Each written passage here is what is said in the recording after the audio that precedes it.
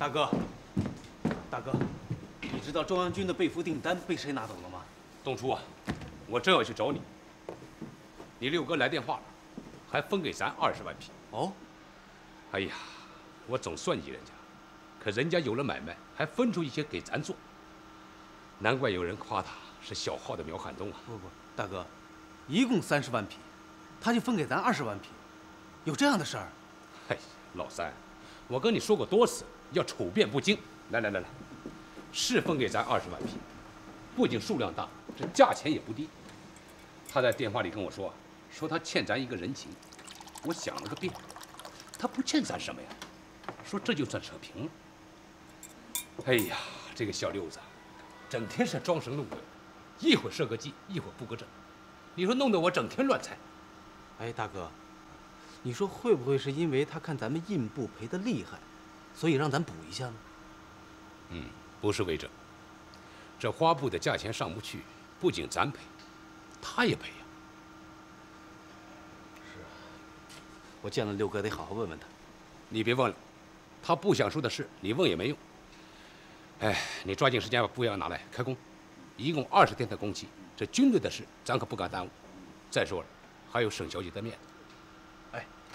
哎，等等，老三，你说咱干印染这么多年，咱都是用纯色对中间色，可你六哥呢，是用中间色对中间色。这中间色的价钱是纯色的1半。哎，我看你试着看看，能不能跟你六哥要个方子？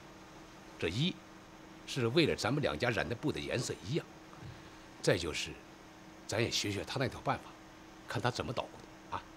大哥，我看这事儿就免了吧。方子是染厂的命根子，人家让给咱买卖做，这本身就是天大的人情了。你再问人要方子，是不是不大合适啊？再说了，六哥那么精，你再让他想歪了。你说的对，要方子是不合适。你去吧，我去车间试着对。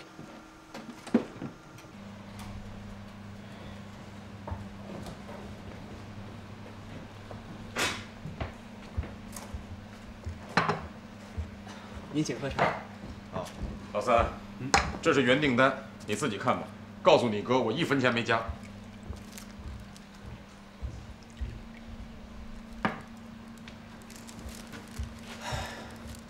六哥，你让我们说什么好呢？我哥说这30万匹布，你就自己干的话，20天也干完了。可你愣分出来20万匹给我们，真是过意不去。这些天呢，我是明白不少事儿啊。我觉得这人不能光想着挣钱呢。六哥，你怎么了？哪不舒服吗？没有，我是瞎琢磨呢。老三呐，咱不提这事儿了，回去啊，照着样子，抓紧时间染布，多用点心，不然呐，咱们挺对不住人家的啊。哎，你放心吧。哦，这次沈小姐帮了咱们天大的忙，说什么咱们也得给她留点钱。这事你就甭管了，我另有安排。你赶紧染布，剩下的事儿我来办。哎，如果要出钱的话，你一定要通知我。啊，东初啊，这2天染厂里有点事儿，我腾不出身来。哎呀，远一的朋友啊来了，用不了多久啊，也就是咱的妹夫了。可是人家不大想见我。这样，你和家驹出面请人家吃顿饭。你和家驹呢是远一的哥哥，又都有文化，一准错不了。哎，记住了啊，买卖上的事儿只字别提。人家这个军长身边总有个马鞭，要是哪句话说的不是地方，到时候啊，咱可害了人家了。你放心吧，六哥。昨天我跟家驹通了个电话，他也是这个意思。沈小姐现在正在伤心之时，别弄得人家嘴上不说，心里边在烦。所以我想和家驹在大明湖上租条船，我们边看景边吃饭。这么冷的天，大明湖上有什么景可看的？你们呢，找个体面的馆子，我跟远一打个电话，你们就等我消息吧。行，听你的，六哥。哎，上海那边打电报来了吗？没来。嗨，六哥，别管他了。我说呀，把他那批布卸下来，直接给他卖掉。对这种人，你根本用不着客气。说来也巧，这件事儿啊，黎强荣也知道，最早还是他先告诉我，只是那个时候不知道有沈小姐的朋友来经办。还有这档子事儿？嗯，我现在想起来，那个人真的挺差劲的，还不知道生意在什么地方，张嘴先跟我要5分的利。我当时一听这话，真是觉得人情不如纸了。我跟他那么多年的同学，他怎么好意思直接说呢？再说了，生意做成了，我能亏着他吗？上次让我办了他，他嘴上不说，其实他心里都挺心疼。他想借着这次买卖给补回去。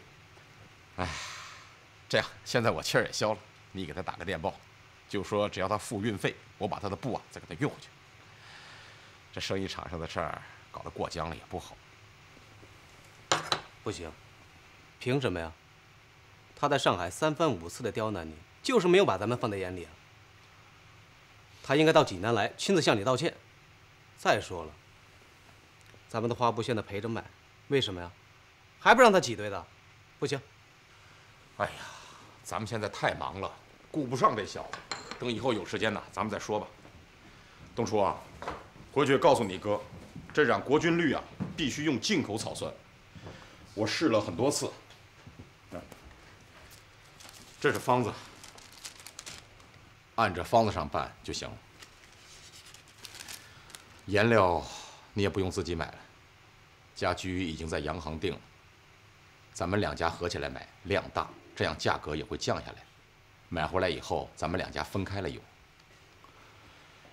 你哥染布我知道啊，他喜欢用纯色加水兑成中间色，可是这国军绿用纯色是兑不成的。黑加少了就变成浅绿，黑要是加多了就变成了菠菜叶子绿。你回去告诉他，就按照这个方子上染。家居怕你搞错了，在每种颜色的下面都注上了德国文。另外还有一样我没让他写，我怕工人知道，就是温度。温度。六哥，你这么精到。记住了，81度，不能高也不能低。你不是常问我车间门口挂的那些螺丝嘴的铁桶是干什么的吗？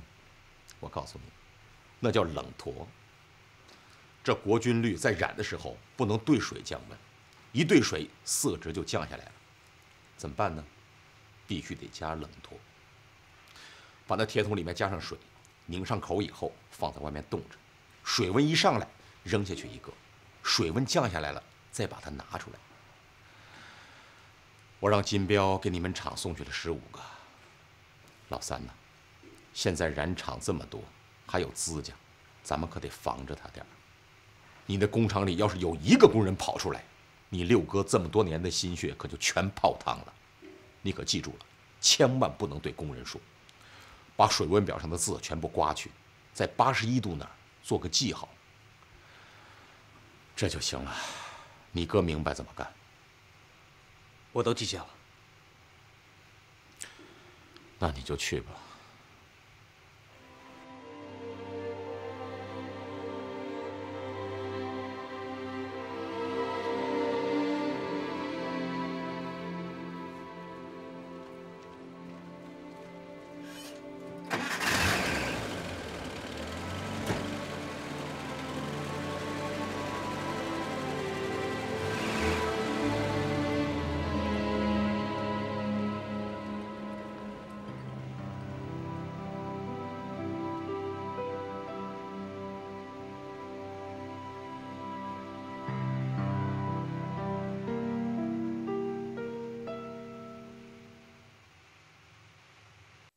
六哥的厂里来了大买卖，晚上我要过去一趟。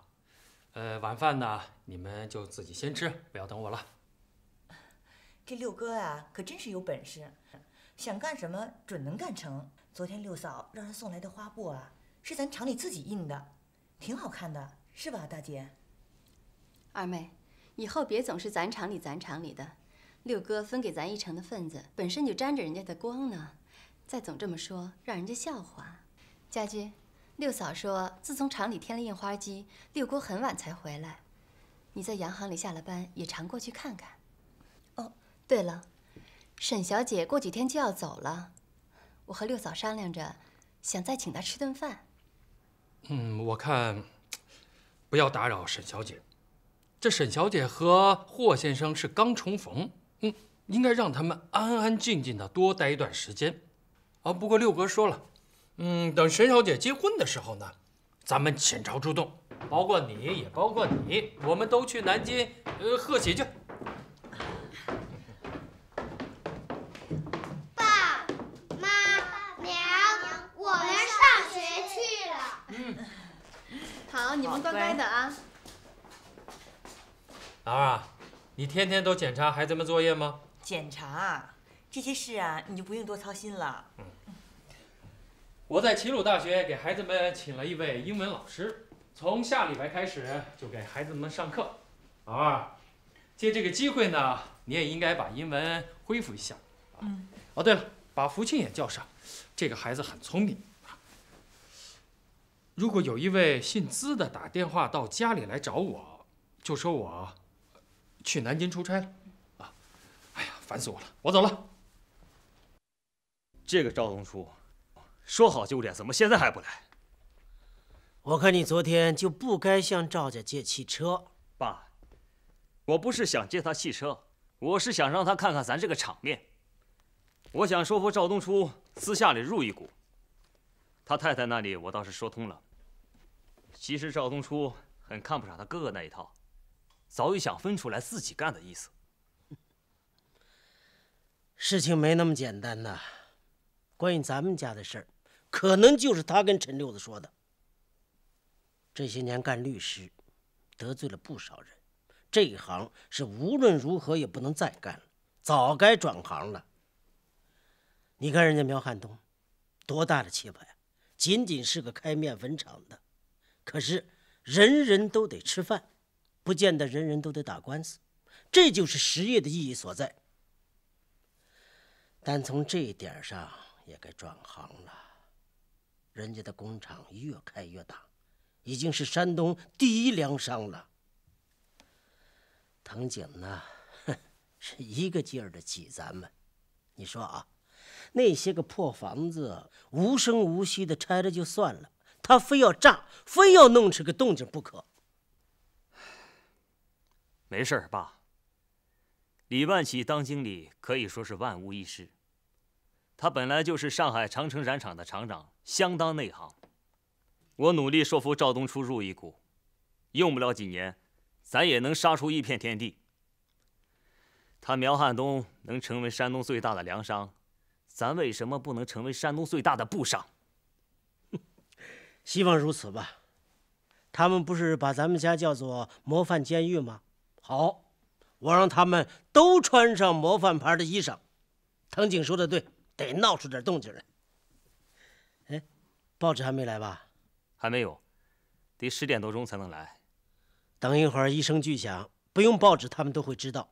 再看看咱们报纸上的广告，平地响起一声雷，模范染厂不怕谁。这声爆炸很有意义啊！用不了几天，本土的所有国民就会知道我们在支那的壮举。军队总以为他们能攻城略地，我就要在他们前面先把济南炸一下，从此改写日本商人海外拓展的历史。是，师长。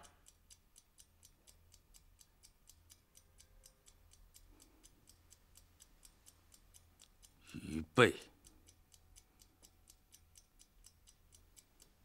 炸！社长，可能会差几秒。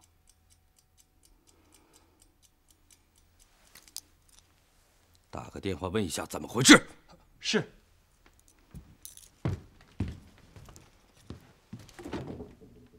自己来问。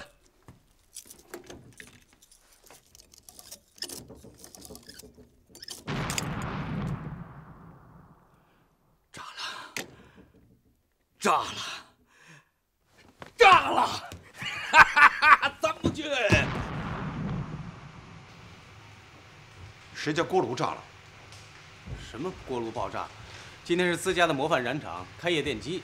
掌柜的，自家的燃厂灯爆了。好，拿过来我看看。哟，六哥，听听这广告词啊！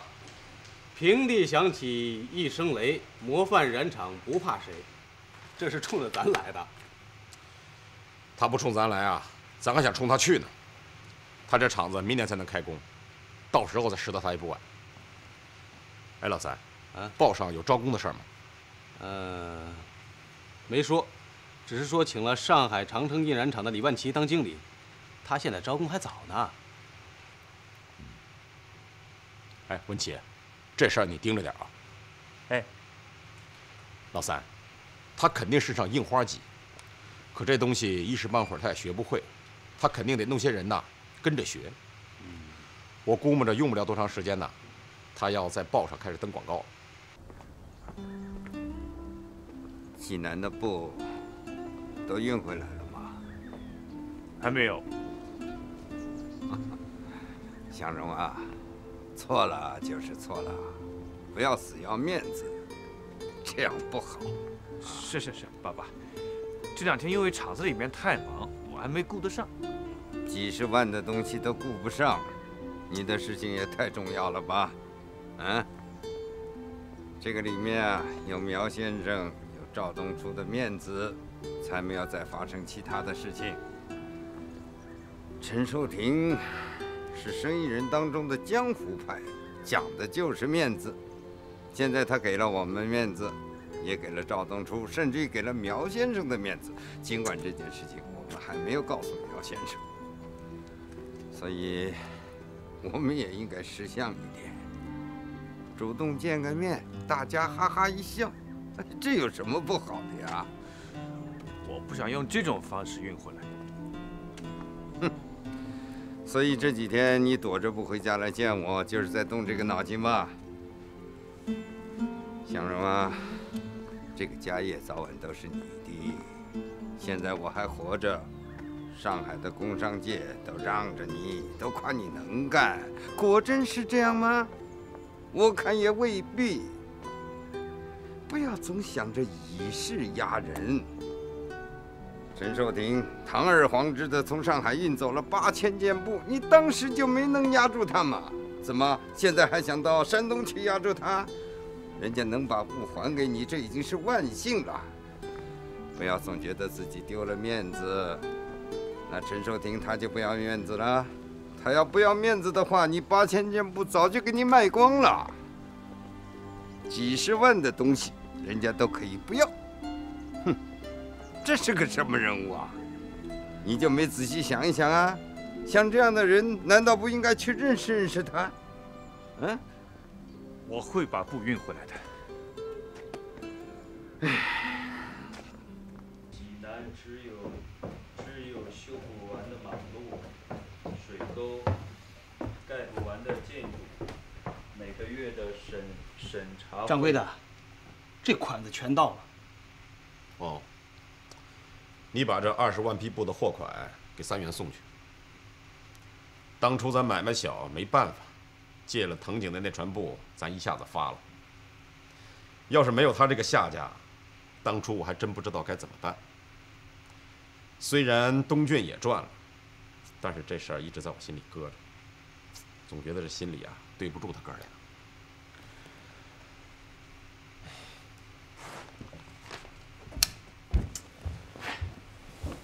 老吴啊，我这2年是不是老得太快了？掌柜的，你是操心操的，等忙完这一阵子，该歇2天了。你这没黑没白的干，是个铁人，他也熬不住啊。哎，你把钱给东初的时候，脸上不能露出任何表情来。老吴，咱们在一起待了这么多年，这钱是没多没少的。这钱一给了他们，我这心里也就肃静了。你把钱赶快给他们送去。掌柜的，瞧您说的，咱又不欠他的，这56块钱一件的布啊，像是捡的一样，咱又没坑他，你大可不必啊想的这么多。你把那30万先给沈小姐送去，然后你再核算一下咱们的成本，咱们这次赚的钱都送给沈小姐。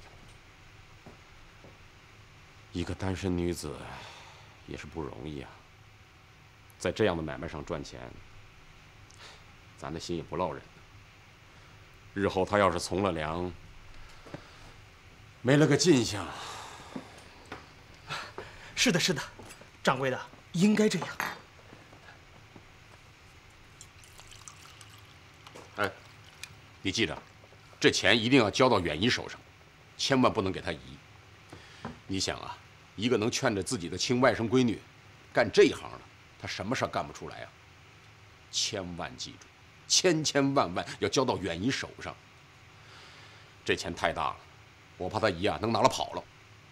好，好，好，掌柜的您就放心吧，她不在家，我就拿回来，你放心就是了。掌柜的，你说她姨能拿着跑了？这么大个数目，我觉得她一见了能晕了。亲外甥女儿落难，来投奔她，这吃不好还吃不孬吗？这远姨告诉我啊，说她本来联络了一家中学去教书，人家也都答应她了，可她姨就是不依。你说这是她娘的哪门子亲戚这是？哎，老吴啊，我想让文琪到资家那个染厂去当个耳目。资家那4条印花机要是一起上马，那可了不得呀！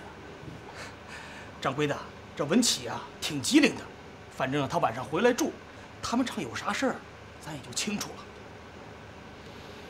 嗯，就冲资家这个狠劲儿，他对工人肯定好不了。文琪去了肯定要吃点苦。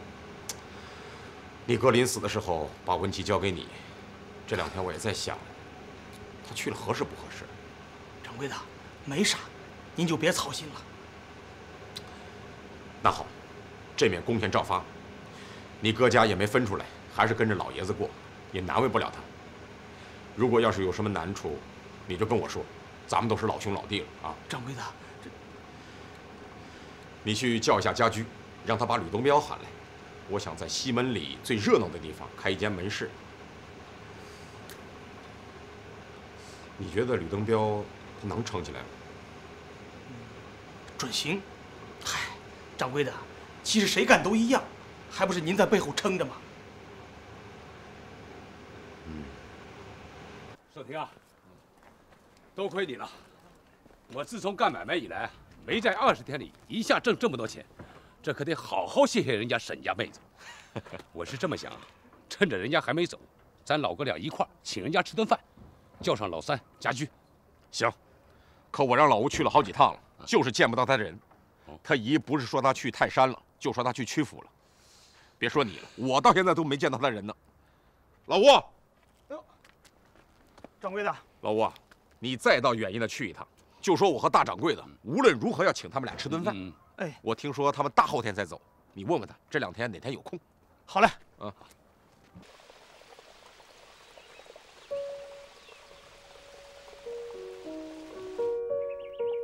长鹤，你怎么不说话？我一直在想，刚才我们在茶社里看到的李清照的那首诗。哪首？是“至今思项羽，不肯过江东”。是啊，人皆鬼雄君救世，一番苍凉叹古今呐。一个纤弱女子，尚有如此劲爆气度，让我们这些做军人的真是无地自容啊！长鹤，你心里的感觉我都知道。你整天想的东三省，这种伤怀会让你很难受的。会更难受。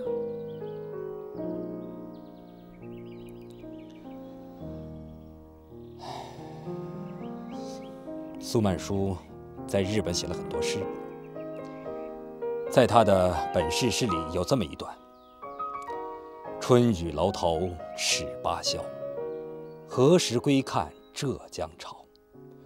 芒鞋破钵无人识，踏破樱花第二桥。初看这些诗，我觉得有些无病呻吟。现在想来，确实如此。叶姨，等到有一天把日本鬼子打跑了，国家安定了，我就辞掉一切官职，和你一起回沈阳买个小院住下来。到了晚上，我们坐在小院的凳子上，天上有月亮，怀中有你，我们就这样朝夕相守着，好吗？我们会有这么一天的。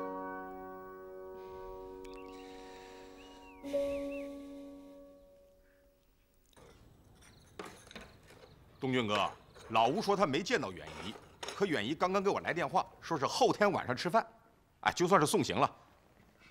我说东俊哥，这样你带着大嫂，我带着彩琴，哎，一定是鱼翅席，这你放心，人家远姨什么都不缺，我全办好了，你放心吧。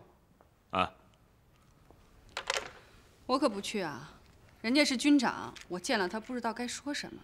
要光是远姨吧，我还能拉了家常。你什么都不用说，你就陪着远姨啊吃饭，聊聊天啊。哎，你还别说，你真有事可干。我们在里屋喝酒啊，你把远姨叫出来，你把那钱给他。老吴给了他好几次，可他一直没见到他人。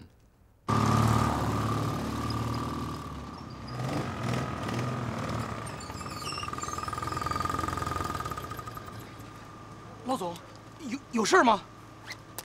强子，这是陈寿亭先生的军事专函，是沈小姐临走时留下的。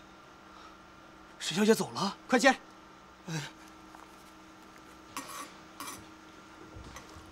文琪，掌柜的早，吃早点了吗？哎，吃过了，我先下去了。哎，掌柜的，当兵的送来一封信，沈小姐，她走了。不可能啊！他说他大后天才走啊，昨天晚上还给我打的电话。这是他给您的信。六哥，不好了，沈小姐走了，这是今天的早报。念。香消玉未匀，叙情馆人去楼空，江山虽依旧，只留叹息一家人。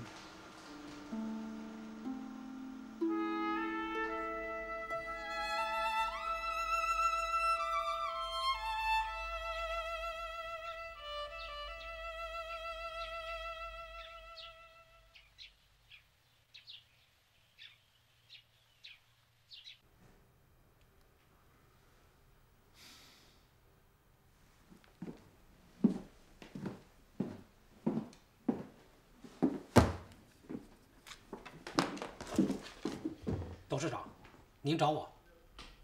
通知下去，马上开会。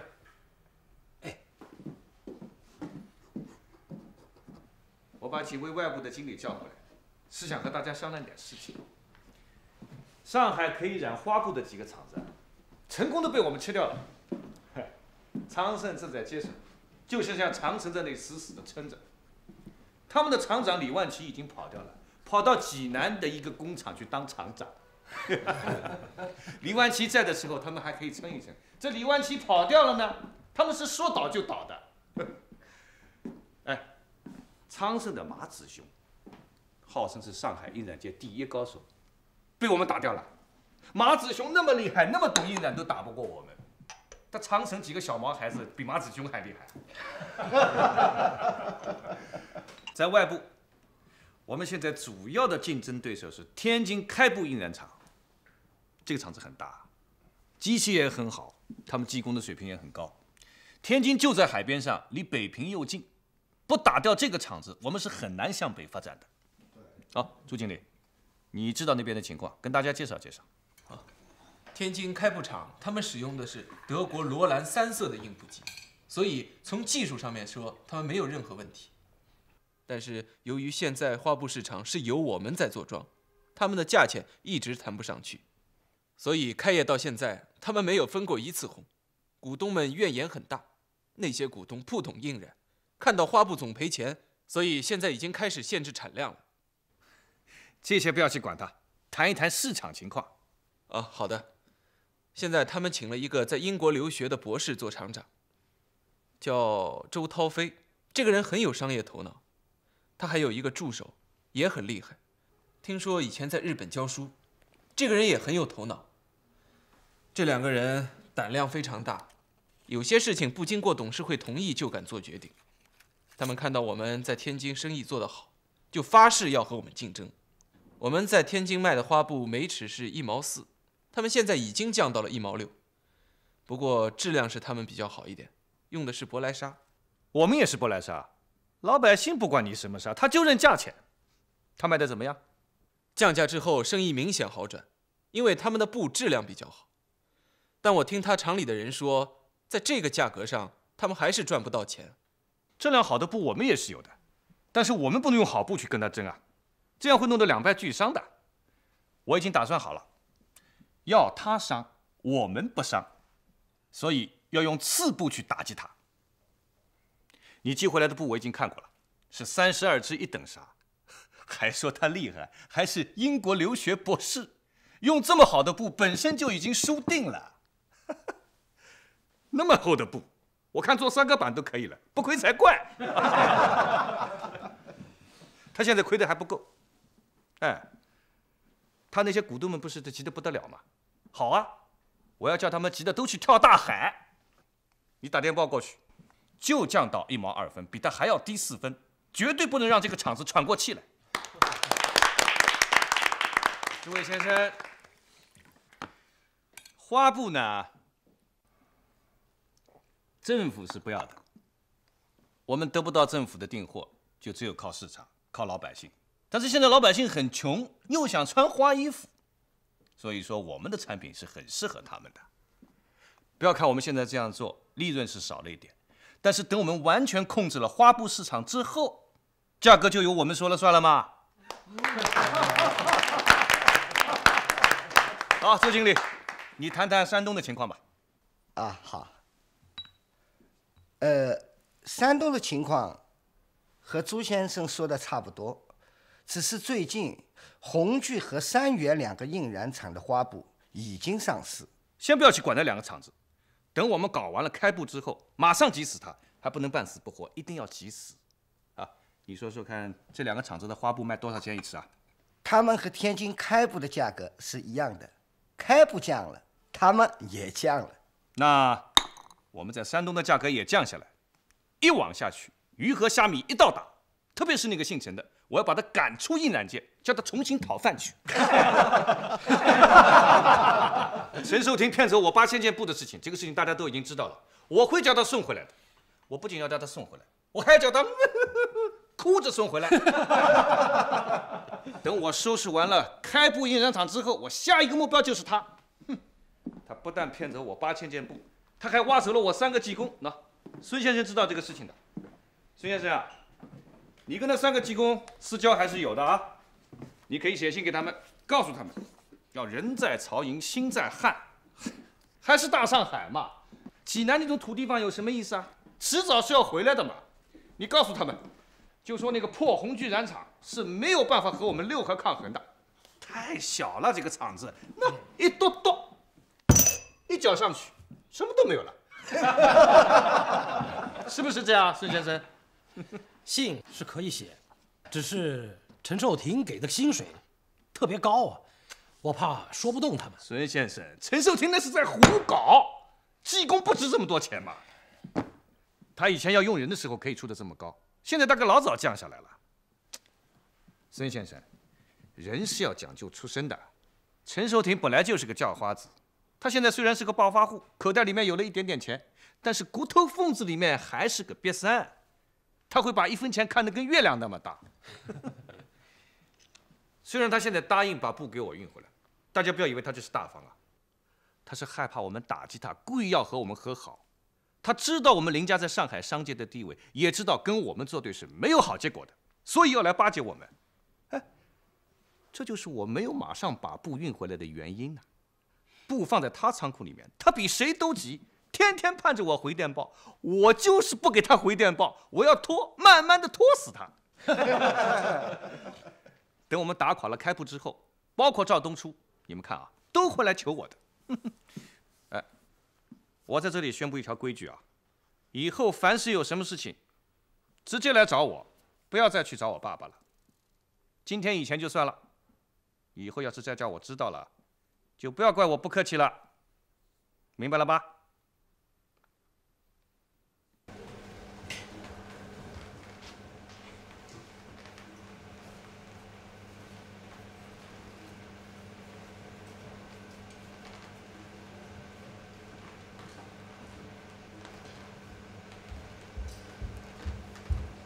掌柜的，掌柜的，虞美人这花布虽然降了价，可缩水不大，这一丈布缩了1寸2。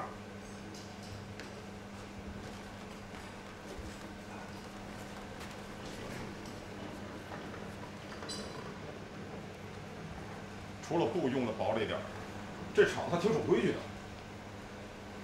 他这么做啊，是想急死开埠。他在天津降价，在济南也降价。哎，明祖来电报说在青岛也降价了。他这么做是想搂草打兔子，想把咱们也捎上。掌柜的，孙掌柜的又来了一封电报，说是他的印花机停了，咱送去的工人呢，也给咱送回来了。掌柜的，孙掌柜打算把工厂卖给藤井，想听听您的意思。藤井的胃口不小啊，我看早晚得噎死他。卖，打电报给明祖，让他卖了厂子以后，到济南来住2天。这老伙计人不错。老吴啊，这人得分生在什么时候。明祖要是生在太平盛世，他创业行，守业他就更行。可偏偏生在这个乱世节啊，他就有点跟不上趟了。藤井对付他那是绰绰有余，卖厂也是早晚的事儿。我看呐，晚卖不如早卖，干脆卖了拉倒。掌柜的，孙掌柜的还想问问，卖多少钱比较合适？多少钱合适？告诉明祖，不能低于25万。要是低于这个价钱，就让赵老三联系上海那个姓林的，他准要。明祖厂的机器虽然有点过时了，可他针对的是胶东乡下市场啊，他的货又对路子，不少赚钱。掌柜的，那可是引狼入室啊！姓林的也是狼啊，他顶多长一个狼样子。他要是狼，能让咱办了他8000件布。哪天我要是不高兴了，我把他那些破布全给他卖。好，我一会儿给他发个电报。掌柜的，有句话我得跟你说。说吧。咱现在用的是藤井船上的日本布，所以呢谈不上什么赔。可这布要是用完了，那咱是印多少就赔多少啊。再说咱请的上海工人的工资又这么高，所以论说这1毛6的价钱，能赚点钱。要是把机器开足了，兴许还能多赚点。现在问题是卖不出去啊。这边机器开着，这边卖不出去。行，你先出去吧，我再好好想想。好。